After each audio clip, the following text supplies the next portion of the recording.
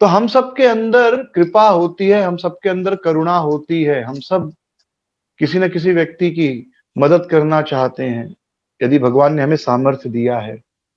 लेकिन हमारी इस मदद उस व्यक्ति के लिए बुरी भी हो सकती है। हमारी जो कृपा है, हमारी जो करुणा है, वह किसी व्यक्ति के लिए बुरा भी साबित हो सकता है। एक छोटा-सा उदाहरण दूँगा। हम लोग जब ट्रेन में, बस में या रोड पर चलते हैं, तो कुछ बच्चों को देखते हैं, या तो वो अंधे हैं या उनके पैर टूटे हुए हैं, या हाथ में कोई तकलीफ है उनके, या कोई बीमारी हुई है और वो आपसे भीख माँग रहे हैं।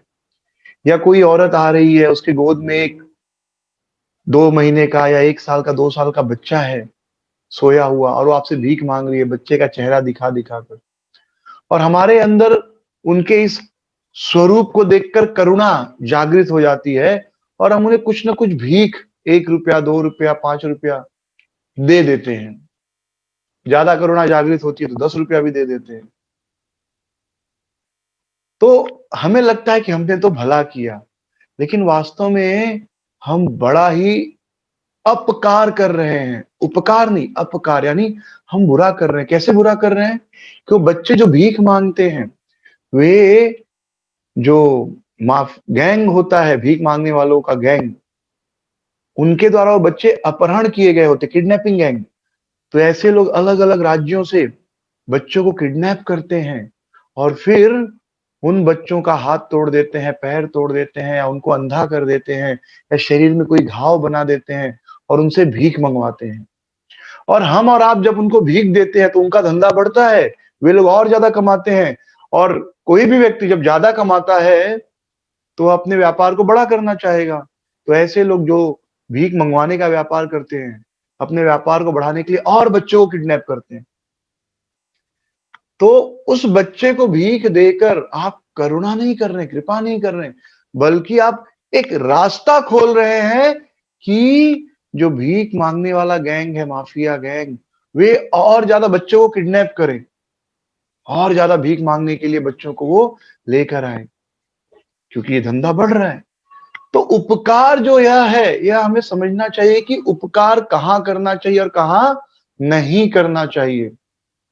जैसे किसी व्यक्ति को जॉन्डिस हो गया है, तो उसके लिए डॉक्टर कहते हैं कि इसे सख्त भोजन, सॉलिड फूड मत दो। तो वह व्यक्ति, अगर आपको लग रहा है कि अरे बेचारा कब से इसने खाना नहीं खाया है, और उसे आप अच्छा-अच्छा रसमलाई, पेड़ा, संदेश खिला दो, तो आप उसके ऊपर उपकार कर रहे हैं कि अपकार कर रहे हैं? उसका भला कर रहे हैं कि बुरा कर रहे हैं? वास्तव में हम उसका बुरा कर रहे हैं, भले हमें बाह्य रूप से लगे कि हम उसका भला कर रहे हैं। उसी प्रकार यहाँ अर्जुन इन आतताइयों को न मारकर इनका बुरा कर रहे हैं। अगर वे युद्ध करेंगे तो जितने हैं, भीष्म, द्रोण, कृपाचार्य, दुर्योधन, दुशासन, इन सबका भला होगा। कैसे? अगर युद्ध करेंगे तो। क्योंकि इन सब ने बहुत सारे पाप किए। दुर्योधन, दुशासन ने कितने सारे पाप किए। द्रौपदी को वस्त्र हरण करने का प्रयास किया, पांडवों को जिंदा जलाने का प्रयास किया, इनके साथ छल कपट किया। तो यदि युद्ध में अर्जुन इन सबका वध करते हैं, तो इनको इनके पापों से मैक्सिमम जो है वह छुटकारा मिल जाएगा, और थोड़े बहुत पाप बचेंगे जो नरक में इनको भोगने होंगे। लेकिन अगर अर्जुन इनका वध नहीं करते हैं, तो इनके पापों के लिए इनको बहुत बड़ी सजा मिलेगी, क्योंकि वो पाप खत्म नहीं हुए यहाँ पर। उसी प्रकार भीष्म ने भी पाप किया था, जहां पर गलत हो रहा था उसके खिलाफ आवाज नहीं उठाई। तो यदि अर्जुन उनका वध कर देते, तो उन्हें भी इस पाप से छुट्टी मिल जाती। लेकिन अगर वध नहीं करेंगे तो क्या होगा? तो बाद में, क्योंकि मरना तो एक दिन है ही है, ऐसा नहीं कि अर्जुन नहीं मारेंगे तो नहीं मरेंगे वो लोग। तो जब मरेंगे उसके बाद उन्हें इसका बहुत बड़ा दंड भोगना पड़ेगा, कई कई कई गुना ज्यादा दंड। तो वास्तविक करुणा यहाँ पर यह है कि अर्जुन उनसे युद्ध करते और उनका वध कर देते। जैसे किसी बच्चे को यहाँ पर फोड़ा हो गया है, और वो फोड़ा बहुत दर्द दे रहा है और बच्चा रो रहा है, तो उसका उपाय क्या है? तो एक उपाय है कि आप उसके पास जाकर उस फोड़े के ऊपर फूके ऐसे, लेकिन आपको क्या लगता है, उससे उस बच्चे को कोई राहत मिलेगी? नहीं मिलेगी। दूसरा उपाय है, डॉक्टर के पास लेकर जाए, डॉक्टर एक चाकू निकालेगा, सर्जिकल नाइफ, और उस फोड़े को काटेगा। और जब उस फोड़े को काटेगा तो बच्चे को बहुत दर्द होगा, बच्चा चिल्लाएगा, रोएगा, चीखेगा। आप सबको अनुभव होगा जब बल तोड़ हो जाता है और यहाँ पर फोड़ा होता है, छूने पे कितना दर्द देता है। लेकिन उसका उपाय एक ही है कि जब वो पक जाए तो उसे दबा दो। जैसे ही पच्च करके अंदर का कील निकलता है, आराम हो जाता है। लेकिन उस वक्त बहुत दर्द होता है जब कोई इसको छूता है और दबाता है। तो एक सोल्यूशन है कि भाई कुछ करो मत। तो उतना ज्यादा दर्द एक साथ नहीं होगा, लेकिन वह दर्द लंबे समय तक रहेगा और वह घाव भी बढ़ता जाएगा।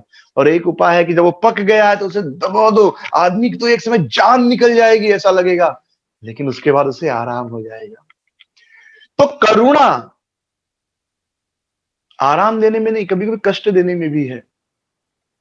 जैसे कोई बच्चा गलती करे और आप उसे पीटे, तो यह असली करुणा है।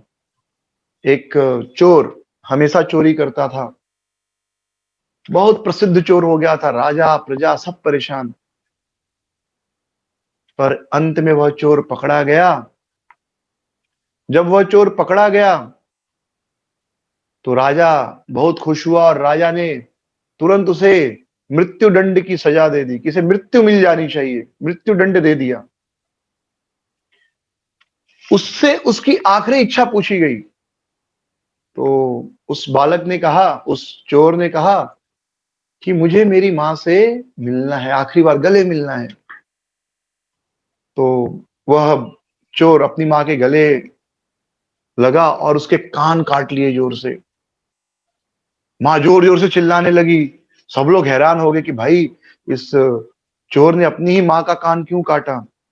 राजा ने कहा, क्या बेवकूफी है, क्यों अपनी मां के कान को काट लिया तुमने। तो उस चोर ने कहा कि जब मैंने पहली बार चोरी की थी बचपन में, तो उस समय मेरी मां ने पीटा होता मुझे, तो आज मैं चोर नहीं बनता, उसी दिन मैं चोरी छोड़ दिया होता और आज मुझे मृत्यु दंड नहीं मिलता। तो उस समय अगर मां करुणा दिखाकर पीटती तो आज बच्चे को इतना बड़ा मृत्यु दंड नहीं मिलता। लेकिन उस समय मां ने करुणा नहीं दिखाई, बल्कि गले लगाया, कोई बात नहीं बेटा, मेरा बेटा कैसे मैं इसको झापड़ मारूं। तो करुणा, कभी कभी कष्ट देना भी करुणा है। तो प्रभुपाद जी एक बड़ी सुंदर बात लिखते हैं यहां पर कि कोई व्यक्ति अगर पानी में डूब रहा है, समुद्र में डूब रहा है, और आप केवल उसके वस्त्रों को बचा लीजिए, और आप सोचिए कि मैं तो इसके वस्त्र को बचा लिया, तो यह बेवकूफी है। डूबते हुए व्यक्ति के वस्त्रों को नहीं बचाना है, डूबते हुए व्यक्ति को बचाना है। उसी प्रकार अर्जुन की करुणा वस्त्रों के प्रति है, यानी शरीर के प्रति है, आत्मा के प्रति नहीं है। शरीर तो, यह शरीर बाहरी वस्त्र के समान है, आत्मा इसके अंदर रहने वाला असली व्यक्ति है। तो अर्जुन केवल वस्त्रों की चिंता कर रहे हैं कि मैं कैसे अपने पितामह को मारूं, कैसे अपने दादा को मारूं, कैसे अपने गुरु को मारूं। लेकिन आप मारो या मत मारो, एक दिन वो वस्त्र छूटने ही वाले हैं, लेकिन उनकी आत्मा को बाद में बहुत ज्यादा कष्ट भोगना पड़ेगा। लेकिन यदि वे उनके वस्त्रों को मार देते हैं तो उनकी आत्मा का शुद्धि होगा। तो प्रभुपाद जी इस बात पर बहुत जोर देते हैं कि जैसे कोई तोता पिंजरे में बंद है, तो आप केवल पिंजरे की देखभाल करो और तोते को भोजन न दो, तो उसका कोई लाभ नहीं। तोते को भी भोजन देना आवश्यक है। उसी प्रकार केवल शरीर के लिए करुणा आवश्यक नहीं, आत्मा के लिए करुणा करना असली करुणा है। शरीर की देखभाल करना आवश्यक है, लेकिन आत्मा की देखभाल करना उससे भी ज्यादा आवश्यक है। तो हम रोज शरीर को भोजन देते हैं, बढ़िया से बढ़िया, बेस्ट क्वालिटी ऑफ राइस, चपाती, दाल, सब्जी, बेस्ट क्वालिटी ऑफ फ्रूट्स। लेकिन आत्मा के लिए हम क्या करते हैं? तो हमें रोज अपने आत्मा को भी भोजन देना चाहिए, अपनी आत्मा के लिए भी करुणा करनी चाहिए। अपनी आत्मा के लिए करुणा कैसे कर सकते हैं? तो एक तो हम अभी कर रहे हैं, भगवत गीता बोल रहे हैं, भगवत गीता सुन रहे हैं, भगवत गीता पढ़ रहे हैं, भगवत गीता के श्लोकों को याद कर रहे हैं। ये आत्मा का भोजन है, आत्मा के प्रति करुणा है। और दूसरी, रोज भगवान के नाम का जप करना, हरे कृष्ण हरे कृष्ण कृष्ण कृष्ण हरे हरे, हरे राम राम राम हरे हरे। ये जब आप जप करते हैं तो आप वास्तव में अपनी आत्मा के प्रति करुणा कर रहे हैं, और केवल अपनी आत्मा के प्रति नहीं, आपके जितने भी पूर्वज हैं उन सब के प्रति आप करुणा कर रहे हैं। क्योंकि जब आप जप करते हैं तो आप न केवल अपना कल्याण करते हैं, बल्कि आपके जो पूर्वज जो यह पृथ्वी छोड़कर दूसरे लोक में हैं या इस संसार में फिर से कहीं जन्म लिए हैं, उन सबको भी आपके वैष्णव बनने का लाभ होता है।